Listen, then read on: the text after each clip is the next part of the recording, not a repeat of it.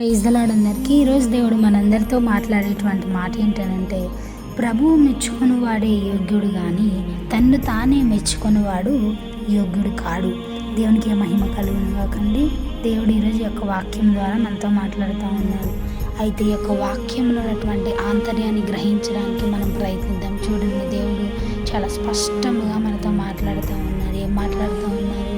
ప్రభువు మెచ్చుకుని వాడే యోగ్యుడంట, కానీ తన్ను తాను మెచ్చుకునేవాడు యోగ్యుడు కాదు అని దేవుడు చెప్తా ఉన్నారు. అయితే ఈ యొక్క వాక్యానికి ఇంకొక వాక్యం మనం లింకప్ చేసుకుంటే, తన్ను తాను తగ్గించుకునేవాడు హెచ్చింపబడును, తన్ను తాను హెచ్చించుకునేవాడు తగ్గింపబడును. అంటే ఇక్కడ ఎవరైతే తగ్గింపు కలిగి ఉంటారో వాళ్ళకి ఆటోమేటిక్గా హెచ్చింపు వస్తుంది, వాళ్ళు యోగ్యులుగా ఎంచబడతారు. అదే దేవుడు చెప్తా ఉన్నారు, ప్రభువు మెచ్చుకొని వాడే యోగ్యుడంట, కానీ ఎవరికి వాళ్ళు సెల్ఫ్ డబ్బా కొట్టుకునే వాళ్ళు అసలు యోగ్యులు కాదంట. ఎంత మాత్రము దేనికి అర్హత వారికి ఉండదని దేవుని వాక్యం సెలవిస్తుంది. నిజంగా అండి, క్రైస్తవులుగా క్రీస్తు పేరు పెట్టుకొని మనం జీవిస్తూ ఉన్నాం కదా.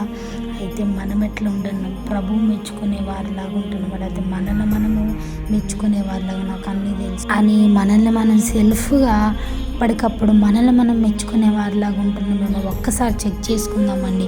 అట్లుంటే ఆ బిహేవియర్ అనేది మన నుంచి తీసేసుకొని ప్రభువు కొరకు ప్రభువు మెచ్చుకునే వారిలాగా యోగ్యత కలిగి యోగ్యుల వలె దేవుని మహిమార్థమై జీవిద్దాం. ఇట్టి వాక్యము దేవుడు దీవించునుగాక. ఆమేన్.